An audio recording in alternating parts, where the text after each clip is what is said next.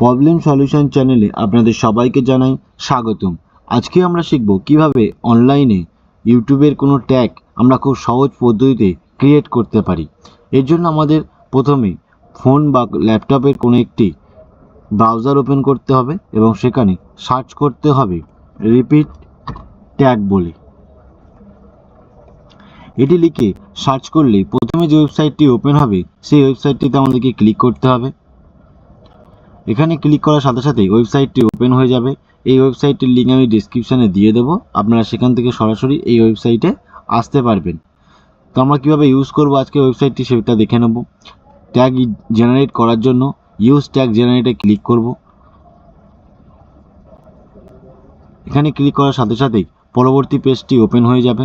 এখানে একটি সার্চের অপশান দেবে। আপনারা যে টাইটেলের উপরে ট্যাগ বানাতে চান সেই টাইটেলটা এখানে ক্রিয়েট করে দেবেন। সাপোজ মনে করুন আমি একটা টাইটেল বানাচ্ছি how to edit PDF file. আমি এই টাইটেলটার উপরে ট্যাগ বানাতে চাই।